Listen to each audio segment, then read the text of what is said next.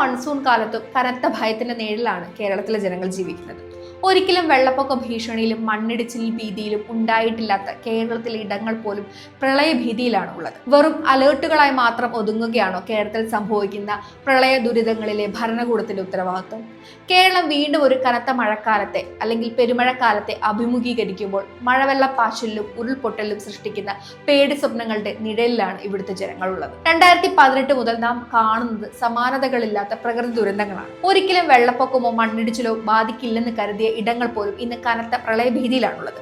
പ്രിയപ്പെട്ടവരെയും സ്വന്തമായി ഉണ്ടാക്കിയ വീടും ആയുസിന്റെ സമ്പാദ്യവുമെല്ലാം നിമിഷ നേരം കൊണ്ട് നഷ്ടപ്പെട്ട് നിസ്സഹാരായി നിൽക്കേണ്ടി വരുന്ന ഒരു കൂട്ടം മനുഷ്യരുടെ വിലാപമാണ് ഓരോ മഴക്കാലവും കേരളത്തിന് ഇപ്പോൾ സമ്മാനിച്ചുകൊണ്ടിരിക്കുന്നത്. എന്നാൽ മഴക്കാലമായ റെഡ്, ഓറഞ്ച്, യെല്ലോ അലേർട്ടുകൾ പ്രഖ്യാപിക്കുക അല്ലെങ്കിൽ മുൻകരുതൽ നിർദ്ദേശങ്ങൾ നൽകുക, രക്ഷാപ്രവർത്തനത്തിന് സജ്ജമാണ് എന്ന് ആവർത്തിക്കുക എന്നതിൽ മാത്രമായി പലപ്പോഴും സർക്കാരിന്റെയും അധികാരികളുടെയും ചുമതലകൾ ചുരുങ്ങുന്നു എന്നത് ഗൗരവമായിട്ടുള്ള ഒരു വീഴ്ചയാണ്. കാലാവസ്ഥാ നിരീക്ഷണ കേന്ദ്രങ്ങളുടെ മുന്നറിയിപ്പുകൾ ജനങ്ങളെ വെറുതെ അങ്ങ് അറിയിക്കുക എന്നത് മാത്രമാണ് ഒരു ഭരണകൂടത്തിന്റെ ജോലി.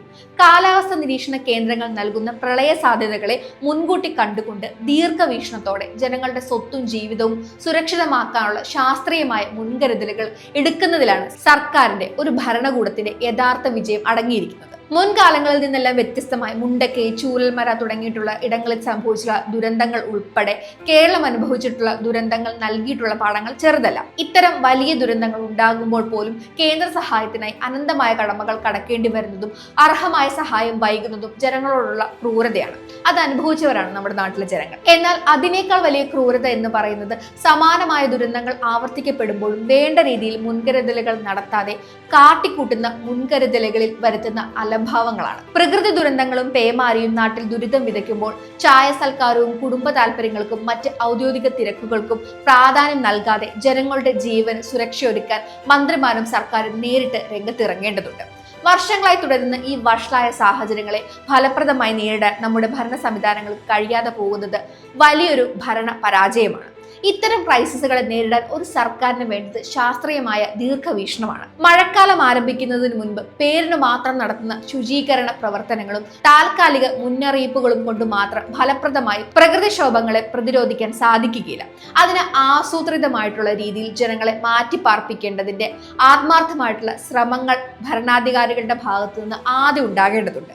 അതിതീവ്ര മഴ പ്രവചിക്കാനുള്ള ആധുനിക സംവിധാനങ്ങൾ ഉപയോഗിച്ചുകൊണ്ട് ഉരുൾപൊട്ടൽ, പ്രളയ സാധ്യതയുള്ള മേഖലകൾ എന്നിവിടങ്ങളിൽ നിന്ന് ജനങ്ങളെ മഴയ്ക്ക് മുൻപ് തന്നെ സുരക്ഷിതമായ ഇടങ്ങളിലേക്ക് മാറ്റിപ്പാർപ്പിക്കാനുള്ള വ്യക്തമായ പദ്ധതികൾ ഉണ്ടാകണം.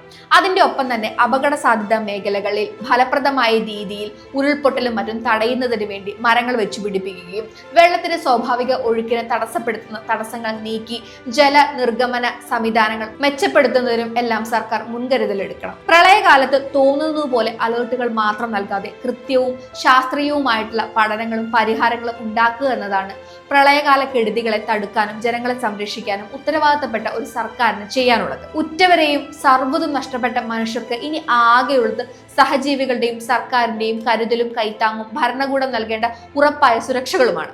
വെറും മുന്നറിയിപ്പുകൾ നൽകിക്കൊണ്ട് കൈകഴുകുന്ന ശൈലി ഒഴിവാക്കി ജീവന്റെ വിലയറിഞ്ഞ് കൃത്യമായ ആക്ഷനുകളിലേക്ക് സർക്കാർ കടന്നേ തീരും. എങ്കിൽ മാത്രമേ പ്രകൃതിയുടെ കെടുതികളിൽ നിന്ന് കേരളത്തെയും അവിടുത്തെ ജനങ്ങളെയും നമുക്ക് സംരക്ഷിക്കാൻ കഴിയും. എന്തൊക്കെ വന്നാലും ഈ ദുരിതകാലവും നമ്മൾ ഒരുമിച്ച് കരകയറുക തന്നെ ചെയ്യും.